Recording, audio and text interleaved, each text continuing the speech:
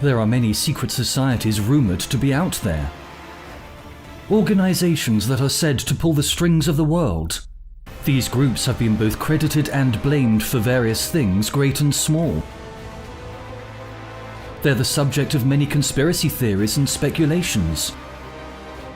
You may have heard of the Illuminati. It's been referenced in everything from music to books to movies to games.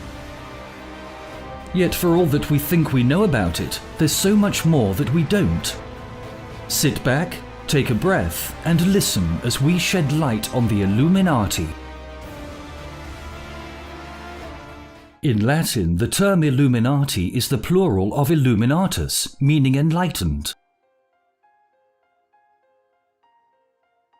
Throughout history, the name has been given to many real and fictitious groups. Traditionally, the name commonly refers to the Bavarian Illuminati. They were an Enlightenment-era secret society founded on May 1st, 1776. Today, Bavaria is a part of Germany. What did this infamous group do, and why have they become irrefutably influential? The Bavarian Illuminati goals were simple enough. The society was founded as a means to fight against superstition, religious influence over public life, the proliferation of knowledge, and to safeguard us from abuses of state power. The order of the day, they wrote in their general statuses, is to put an end to the machinations of the purveyors of injustice, to control them without dominating them. Today, the term Illuminati is used to reference many different organizations that have claimed to have some connection to the original Bavarian Illuminati or other secret societies. However, these claims have never been proven. Throughout the decades, many have claimed that secret societies conspire to control world affairs by planting agents in governments and corporations to gain political power and influence. They are also said to be masterminding events to establish a new world order. Let's go back to where it all began. Or at least where they would like us to think it all began. Back in the year 1773, Adam Weishaupt became a professor of practical philosophy and canon law at the University of Ingolstadt. Weishaupt was the only non-clerical professor at an institution run by Jesuits. Later on that year, Pope Clement XIV dissolved the institution. However, the Jesuits of Ingolstadt wouldn't bend. They managed to hold on to some power at the university. The Jesuits made frequent attempts to discredit and frustrate non-clerical staff, mainly when the course material consisted of anything they regarded as Protestant or liberal. Weishaupt became extremely anti-clerical and decided to begin spreading the Enlightenment ideals through some sort of secret society composed of like-minded individuals. Weishaupt looked into Freemasonry but found it to be costly and not open to his ideas. With nowhere to turn, he founded his society. Weishaupt's group was to have a system of grades or ranks based on those in Freemasonry, however, with his plan. The original name for his new order was Bunda Perfectibilisten, which translates to the Covenant of Perfectibility, and the members of the group became known as Perfectibilists. On May 1st, 1776, Weishaupt, along with 4 students, formed the Perfectibilists, who used the Owl of Minerva as their symbol. All members of the society had to use aliases within. Weishaupt adopted the pseudonym of Spartacus. Law students Massenhausen, Bauhoff, Merz and Suter became respectively Ajax, Agathon, Tiberius and Erasmus Roterodamus. In April 1778, the order changed their name to the Illuminatenorden, or Order of Illuminati. Massenhausen was initially the most active member in terms of society expansion. He recruited Xavier von Zwack, a former pupil of Weishaupt, while studying in Munich. It wasn't long before Massenhausen's enthusiasm soon became a liability in Weishaupt's eyes, as later on he became erratic due to his love life. Weishaupt passed control of the Munich group to Zwack. In 1778, Massenhausen graduated and left Bavaria. At the time of his departure, the order had a nominal membership of 12. Zwack immediately applied himself to recruiting more talented and mature candidates. Most prized by Weishaupt was Hertel, a childhood friend and a canon of the Munich Frauenkirche. By the end of summer 1778, the order had 27 members in 5 commands: Ingolstadt, Munich, Ravensburg, Freisinger, and Eichstätt. During this early period, the order had 3 grades: of novice, Minerval, and illuminated Minerval. Only the Minerval class involved a complicated ceremony. During induction, the candidate was given a password and a set of secret signs. Weishaupt used a mutual espionage system which kept him informed of all members' character and activities. His favourites went on to become members of the ruling council. Some of the novice members were allowed to recruit. Christians of good character were actively sought, with Jews and pagans expressly excluded, along with women, monks, and other secret societies. Favoured candidates were docile, wealthy, willing to learn, and aged between 18 and 30. Weishaupt began finding it difficult to dissuade some of his members from joining the Freemasons, so he decided to join the older order as a means to acquire the material he needed to expand his ritual. In February 1777, he was admitted to Lodge Prudence of the Rite of Strict Observance. However, his progress through the 3 degrees of Blue Lodge Masonry taught him nothing of the higher degrees he was looking to exploit. The following year, a priest named Abbé Marotti told Zwack that these inner secrets rested on knowledge of the primitive church and the older religion. Zwack convinced Weishaupt that their order should begin friendly relations with Freemasonry to get whatever they needed to set up their lodge. During December 1778, the addition of the first 3 degrees of Freemasonry was thought of as a secondary project. Without difficulty, a warrant was granted by the Grand Lodge of Prussia, known as the Royal York for Friendship. The new lodge was designated as Theodore of the Good Counsel to flatter the Elector of Bavaria, Charles Theodore. Theodore of the Good Counsel was founded on March 21, 1779 in Munich and was quickly packed with Illuminati. The first master was a man called Radl, who was eventually persuaded to go back to his home in Baden. By July of that year, Weishaupt's order ran the lodge. The society's next step involved gaining its independence from their Grand Lodge. This was done so by establishing Masonic relations with the Union Lodge of Frankfurt, who was affiliated with the Premier Grand Lodge of England. With the proper relations in place, Lodge Theodore became independently recognized and thus declared its independence. As a mother lodge, it could now create lodges of its own. During a recruiting drive of Frankfurt-based Masons, Weishaupt's lodge gained the allegiance of one of its key members, Adolf Freiherr Knigge.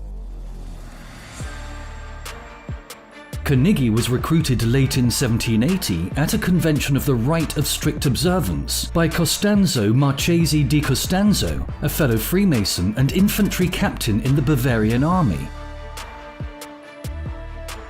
Whilst in his 20s, Knigge had reached the highest grades of his order and had big plans for its reform. However, no one else in his lodge was interested in supporting his ideas. Knigge was intrigued when Costanzo told him that the order that he wanted to create already existed. Knigge and 3 of his friends immediately wanted to learn more about this order, so Costanzo showed them material regarding the Minerval grade. This grade had been banned in Bavaria, but it was common knowledge in the Protestant German states. Knigge's 3 companions became disillusioned and wanted nothing more to do with Costanzo, but Knigge persisted. He was rewarded for his persistence in November 1780 when he received a letter from Weishaupt. Knigge's connections in and out of Freemasonry made him an ideal recruit. Knigge was flattered by this attention. Weishaupt managed to acknowledge and pledge to support Knigge's interest in alchemy and the higher sciences. Knigge replied to Weishaupt, outlining his plans for the reform of Freemasonry as the strict observance began questioning its origins. Weishaupt gave Knigge the task of recruiting before taking part in the higher grades of the order. Knigge accepted the responsibility on the condition that he would be able to choose his own recruiting grounds. A lot of Masons found Knigge's description of the new Masonic order appealing and quickly enrolled in the Illuminati's Minerval grade. At this time, Knigge appeared to believe in the most serene superiors which Weishaupt claimed to serve. However, his inability to talk about the higher degrees of the order became more and more embarrassing. That didn't stop Weishaupt from giving him another task. Weishaupt provided Knigge with material to produce pamphlets that outlined the activities of the outlawed Jesuits. Eventually, Knigge's inability to answer his recruits' questions regarding the higher grades made his position increasingly difficult. Knigge wrote to Weishaupt to inform him of his problems. In January 1781, Weishaupt finally confessed that his superiors and the supposed antiquity of the order were fictions, and the higher degrees hadn't been written yet. Surprisingly, Knigge took this news in his stride. Weishaupt sent him all of the data that he had written thus far and promised Knigge a free hand in the creation of the higher degrees. Knigge used this opportunity to make the order a vehicle for his ideas. His new approach would make the Illuminati more engaging to proposed members in the Protestant kingdoms of Germany. In November 1781, the Areopagus gave Knigge 50 florins to journey to Bavaria, which he did. Meeting and savouring the generosity of other Illuminati along the way. The order had now extended profound internal departments.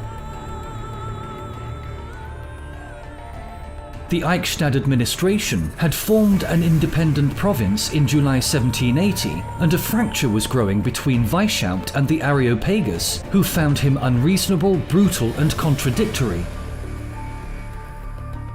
Knigge fitted comfortably into the role of mediator.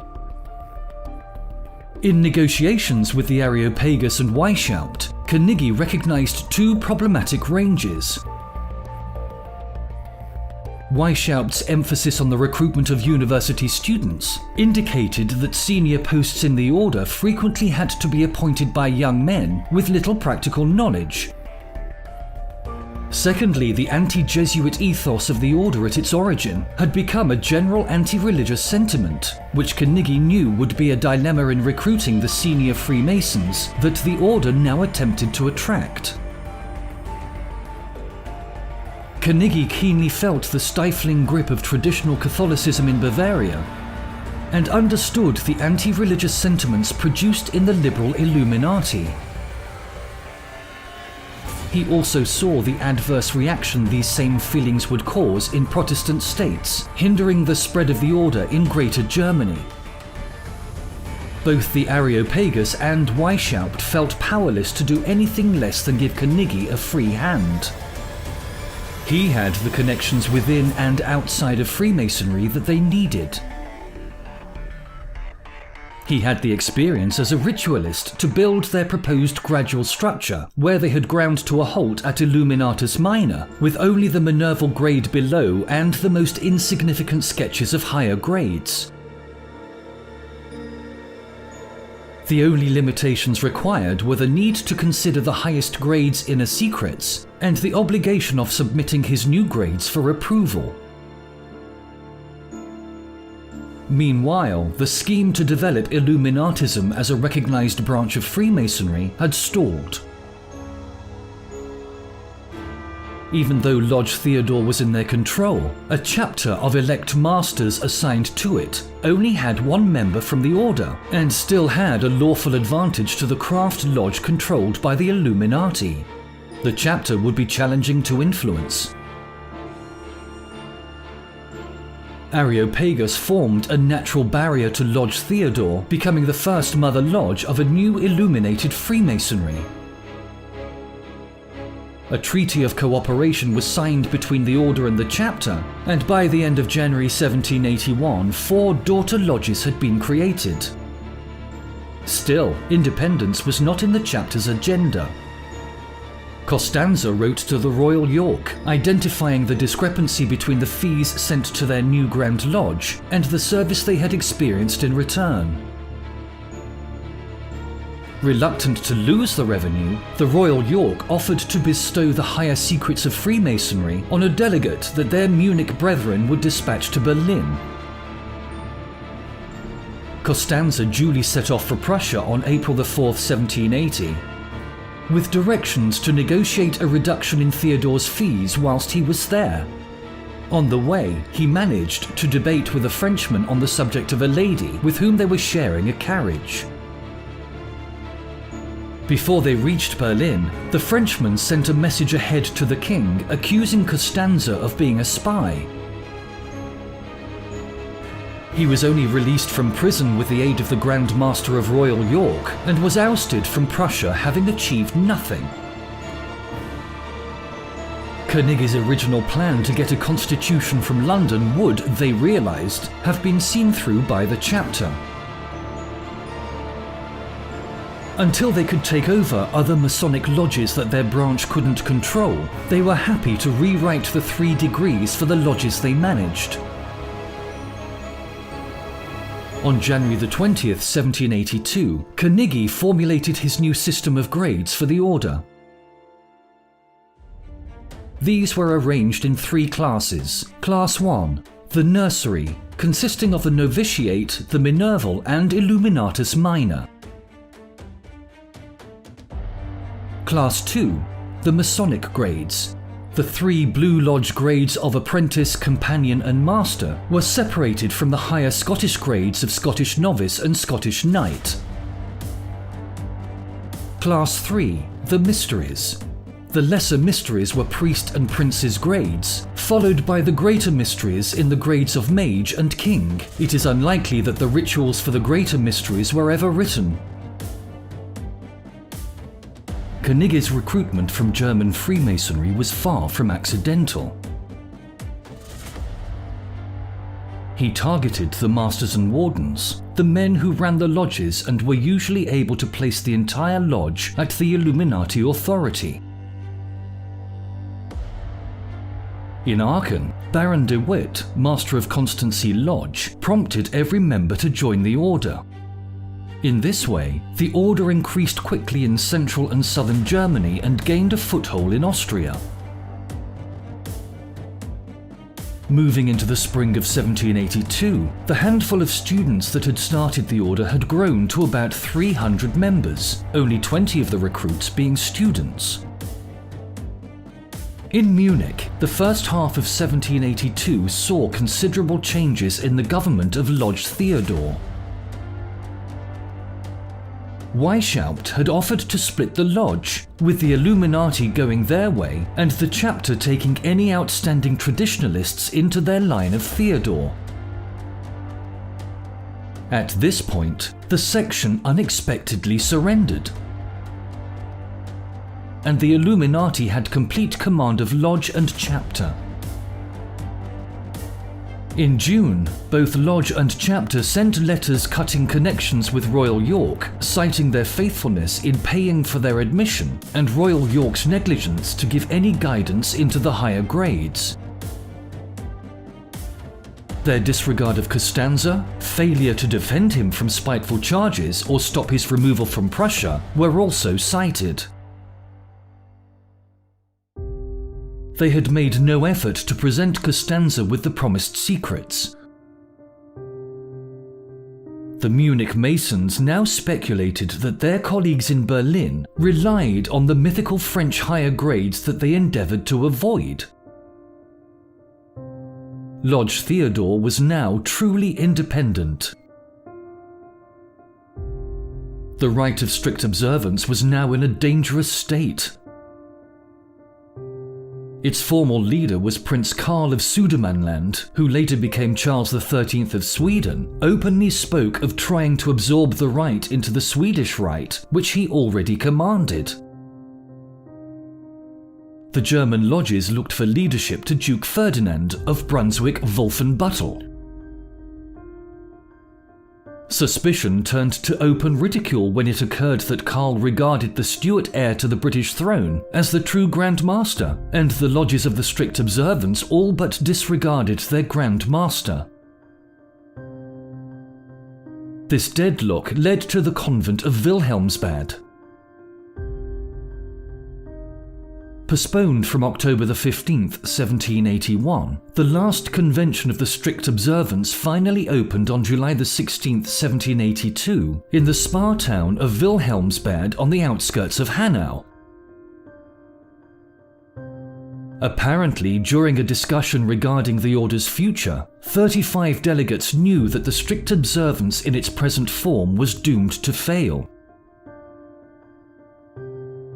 The convent of Wilhelmsbad would struggle over the arrangements between the German mystics under Duke Ferdinand of Brunswick-Wolfenbüttel and their host Prince Charles of Hesse-Kassel, and the Martinists under Jean-Baptiste Villemoz. The only dissenting opinions to mystical higher grades were Johann Joachim Christoph Bode, who was appalled by Martinism, but whose suggested choices were as yet unfinished, and Franz Dietrich von Dittwerth, a judge from Wetzlar and master of the Joseph of the Three Helmets Lodge, who was already a member of the Illuminati. Dittwerth openly campaigned to revert to the quintessential 3 degrees of Freemasonry, which was the least expected outcome of the convention. The mystics already had identified plans to substitute the higher degrees. The lack of a logical alternative to the 2 strains of mysticism allowed the Illuminati to present themselves as dependable options. Dittwerth, aided and assisted by Carnegie, who now had full authority to act for the order, became their spokesman. Carnegie's initial plan to suggest an alliance between the 2 orders was declined by Weishaupt, who saw no point in connection with a dying order. His new idea was to enlist the Masons instead of the Templar higher degree of the strict observance. At the convent, Dittwerth obstructed Villemoz and Hesse's efforts to advance their own higher grades by requiring that full details of such degrees be revealed to the members. The German mystics' frustration led to their enrolling Count Collerat into the Illuminati with a view to later association. Ditworth's plan was to return all of the higher degrees with a separate fourth degree, with no demands to advance Masonic prophecies. Finding no support for his project, he left the convent early, writing to the Areopagus that he anticipated nothing good of the association. In an attempt to please everybody, the convent of Wilhelmsbad accomplished little. They abandoned the Templar origins of their ritual whilst maintaining the Templar titles, trappings, and governing structures. Charles of Hesse and Ferdinand of Brunswick endured at the head of the order, but in practice the lodges were almost independent. The Germans also adopted the name of the French Order of the Good Knights of the Holy City, and some Martinists' mysticism was imported into the first 3 degrees, which were now the only required degrees of Freemasonry. Crucially, individual lodges of the order were now permitted to associate with lodges of other orders. The new Scottish grade added with the Leon ritual of Villamos was not mandatory. Each province and administration was free to decide what, if anything, occurred after the 3 craft degrees. Finally, to show that something had been accomplished, the convent governed at length on etiquette, titles, and a new numbering for the provinces.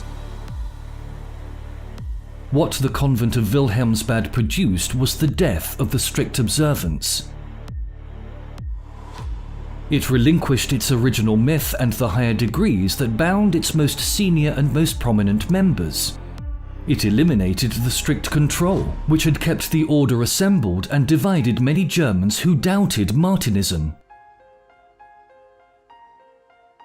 Bode, who was repelled by Martinism, directly entered negotiations with Carnegie and finally joined the Illuminati in January 1783. Charles of Hesse joined the following month. Carnegie's first attempts at an alliance with the intact German Grand Lodges failed, but Weishaupt endured. He suggested a new federation where all of the German lodges would follow an agreed, combined system, in the essence 3 degrees of Freemasonry, and be left to their own designs, as to which, if any, system of higher degrees they wanted to track. This would be a federation of Grand Lodges, and affiliates would be free to visit any of the Blue Lodges in any jurisdiction. All lodge masters would be chosen, and no charges would be paid to any principal authority whatsoever. Groups of lodges would be subordinate to a Scottish directorate, formed of members appointed by lodges to review economics, settle arguments, and approve new lodges.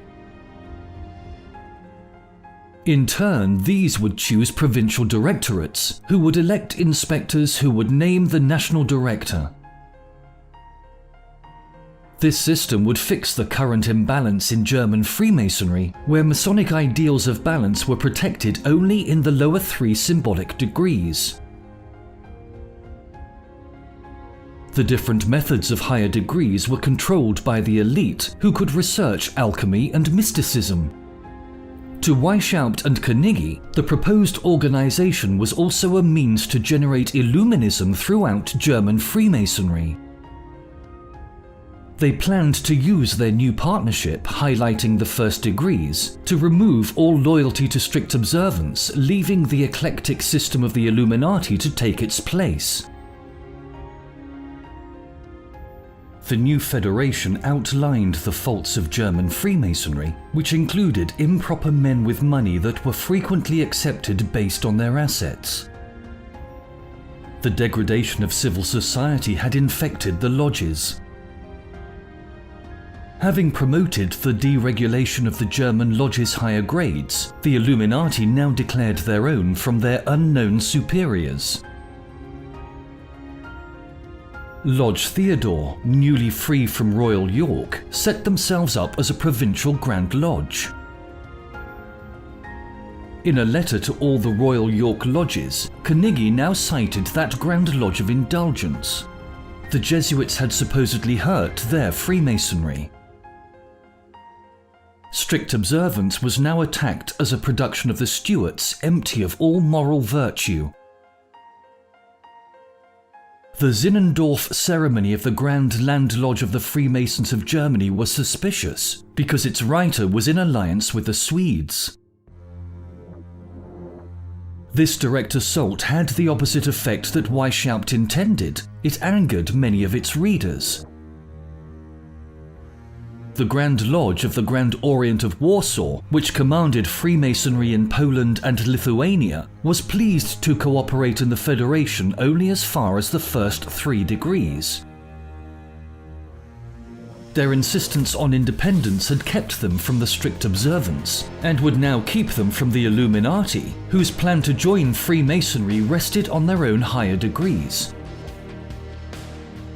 By the end of January 1783, the Illuminati's Masonic contingent had 7 lodges. It wasn't only the awkward appeal of the Illuminati that left the Federation short of members. Lodge Theodore was newly formed and didn't demand respect like the older lodges. Most of all, the Freemasons most likely to be attracted to the Federation saw the Illuminati as an ally against the Mystics and Martinists. They appreciated their freedom too profoundly to be caught in another prohibitive organization. Even Ditfurth, the assumed representative of the Illuminati at Wilhelmsbad, had attempted his own plan at the convent. The non-mystical Frankfurt lodges formed an eclectic alliance, which was almost indistinguishable in the organization and aimed at the Illuminati's organization. Far from seeing this as a threat, after some debate, the Illuminati lodges entered the new organization. 3 Illuminati now sat on the panel charged with drafting the new Masonic ordinances. Aside from establishing relationships between the 3 lodges, the Illuminati seemed to have gained no benefit from this movement. Ditfurth, having discovered a Masonic organization that worked towards Freemasonry's goals, took little interest in the Illuminati after he adhered to the Eclectic Alliance. In reality, the Eclectic Alliance's creation had undermined all of the subtle plans of the Illuminati to spread their own doctrine through Freemasonry. Although their goals of mass recruitment through Freemasonry had been disappointing, the Illuminati continued to recruit well at an individualized level. In Bavaria, the succession of Charles Theodore originally led to a liberalization of beliefs and laws. Still, the clergy and subjects, securing their power and privilege, convinced the weak-willed monarch to change his reforms, and Bavaria's oppression of liberal thought returned. This reversal led to a general irritation of the ruler and the church amongst the cultured classes, which offered a perfect recruiting ground for the Illuminati. Many Freemasons from Prudence Lodge, indifferent to the Martinist rights of the Chevalier Bienfaisant, joined the Lodge Theodore. He set themselves up in a gardened mansion which included their library of liberal literature. Illuminati circles in the rest of Germany increased. Whilst some had only moderate gains, the Ring of Mainz almost doubled from 31 to 61 members. Reaction to state Catholicism led to increases in Austria, and footholds were obtained in Warsaw, Pressburg, Bratislava, Tyrol, Milan, and Switzerland. The total number of valid members at the end of 1784 is around 650. Weishaupt and Hertel later claimed a figure of 2,500.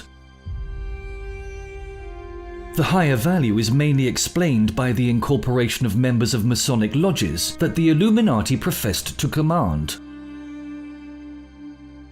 But likely, the names of all the Illuminati aren't known, and the actual number lies somewhere between 650 and 2,500. The order's significance lay in its successful recruitment of professional classes, churchmen, academics, doctors and lawyers, and its more recent acquisition of powerful benefactors. Karl August, Grand Duke of Saxe-Weimar-Eisenach, Ernest II, Duke of Saxe-Gotha-Altenburg with his brother and later successor August, Karl Theodor Anton Maria von Dalberg, Governor of Erfurt, Duke Ferdinand of Brunswick-Wolfenbüttel, his chief assistant in Masonic matters, Johann Friedrich von Schwarz, and Count Metternich of Koblenz were all enrolled. In Vienna, Count Brigo, Governor of Galicia, Count Leopold Kolowrat, Chancellor of Bohemia, with his Vice-Chancellor Baron Kressel, Count Palfi von Erdod, Chancellor of Hungary, Count Banfi, Governor and Provincial Grand Master of Transylvania, Count Stadion, Ambassador to London, and Baron von Swieten, Minister of Public Education, also joined. There were well-known frustrations. Johann Caspar Lavater, the Swiss poet and theologian, rebuffed Knigge. He didn't believe the order's philanthropic and rationalist plans were feasible by secret means. He further concluded that a society's drive for members would eventually sink its founding ideals. Christoph Friedrich Nicolai, the Berlin writer and bookseller, became disenchanted after joining. He found its aims chimeric and thought that the use of Jesuit systems to accomplish their goals was dangerous. He remained in the order but didn't take part in any duties of recruitment. At all costs, Weishaupt wanted to keep the existence of the order secret from the Rosicrucians, who already had a significant foothold in German Freemasonry. Whilst Protestant, the Rosicrucians were anything but anti-clerical or pro-monarchic and held views that clashed with the Illuminati vision of a rationalist state run by scholars and specialists. The Rosicrucians weren't above promoting their brand of mysticism with deceitful seances. A conflict became necessary as the Illuminati's existence became more prominent, and as Knigge and other over-enthusiastic helpers actively recruited notable Rosicrucians and mystics with Rosicrucian alliances. Kolowrat was already a high-ranking Rosicrucian, and the mystic Prince Charles of Hesse-Kassel had a meagre opinion of the rationalist higher grades of the Illuminati. The Prussian Rosicrucians, under Johann Christoph von Wallner, launched a continued attack on the Illuminati. Wallner had a specially engineered room in which he convinced potential patrons of the effectiveness of Rosicrucian magic, and his order had obtained sufficient control of the Three Globes and its associated lodges. Through this advisor, the Illuminati were accused of atheism and revolutionary aims.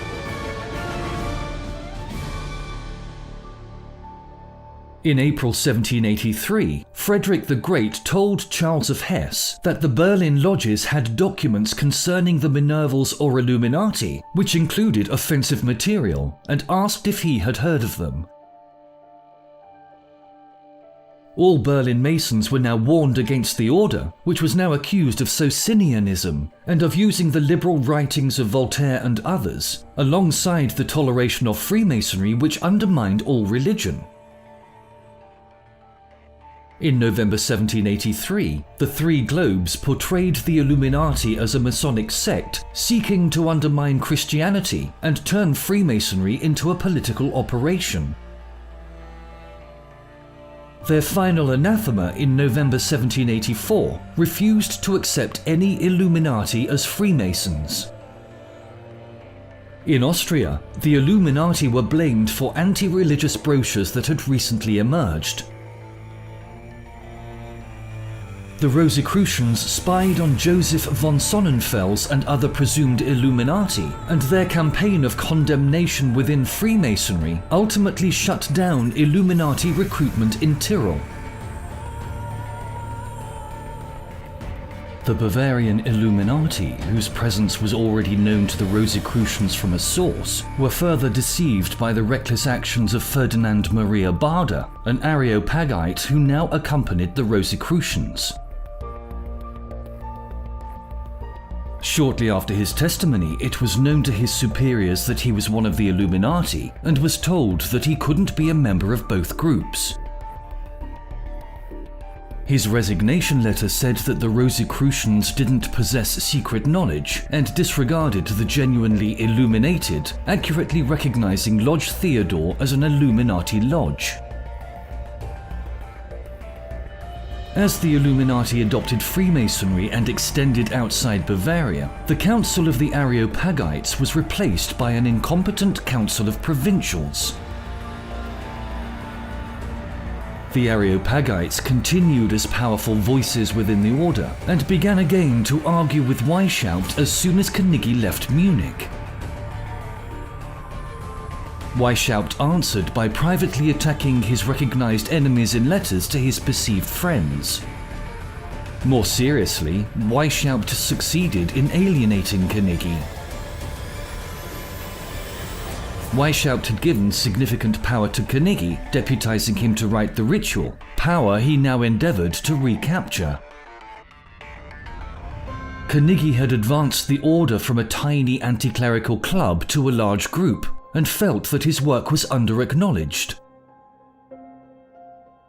Weishaupt's continuing anti-clericalism collided with Carnegie's mysticism, and recruitment of mystically inclined Freemasons was a cause of conflict with Weishaupt and other senior Illuminati such as Ditfurth. Matters came to a head over the grade of priest. The consensus among many of the Illuminati was that the ritual was florid and ill-conceived, and the regalia puerile and costly. Some declined to use it, others edited it. Weishaupt commanded that Carnegie rewrite the ceremony. Carnegie pointed out that it was already distributed with Weishaupt's blessing as ancient. These interests fell on deaf ears. Weishaupt now declared to other Illuminati that the priest ritual was flawed because Carnegie had created it. Angry, Carnegie now threatened to tell the world how much of the Illuminati ritual he had made up. Carnegie's effort to develop a convention of the Areopagites proved futile, as most of them trusted him even less than they believed Weishaupt. In July 1784, Carnegie left the order by arrangement, under which he returned all critical papers, and Weishaupt published a withdrawal of all defamations against him.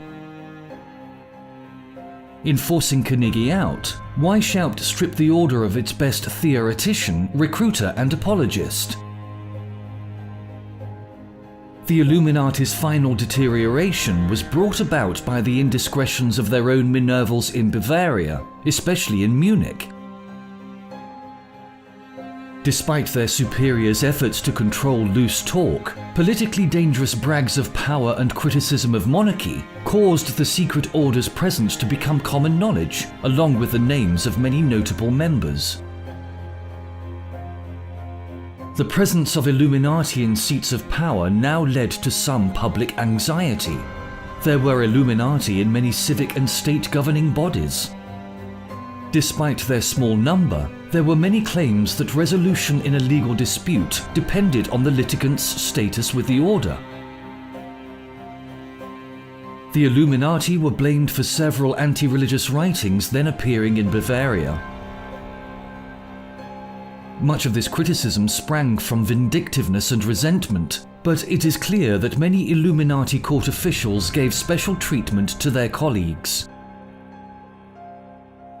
In Bavaria, their two members of the ecclesiastical council had one of them named treasurer.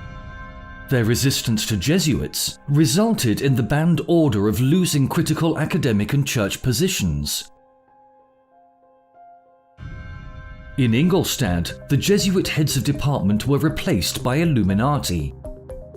Frightened, Charles Theodore and his government banned all secret societies, including the Illuminati.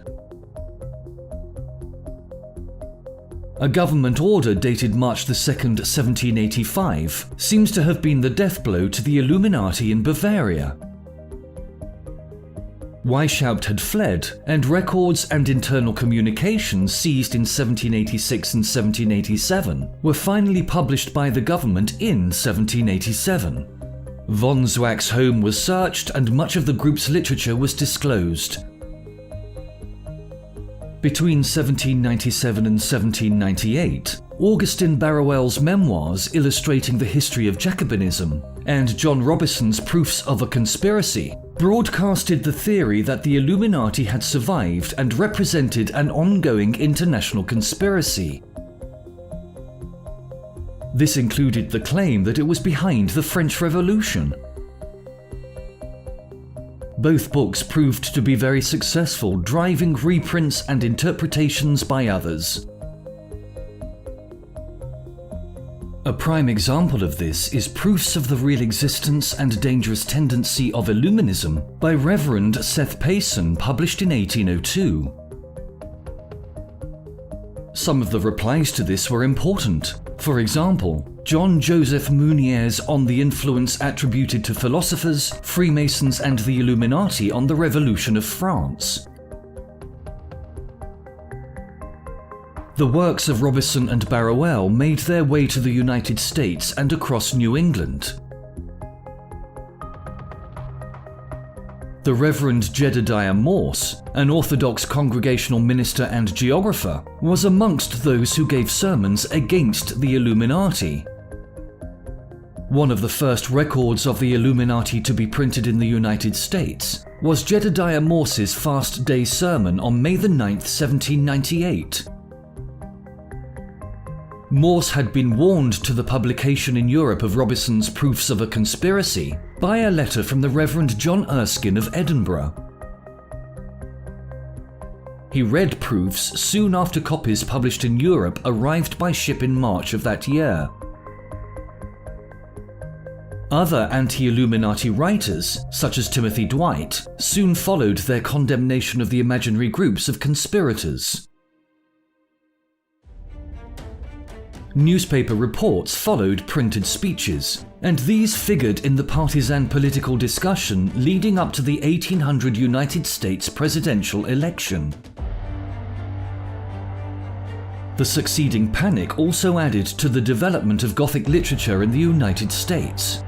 At least two novels from the time refer to this crisis: Ormond or the Secret Witness, and Julia and the Illuminated Baron. Moreover, some scholars have linked the alarm over the alleged Illuminati conspiracy to fears about immigration from the Caribbean and about potential slave resistance.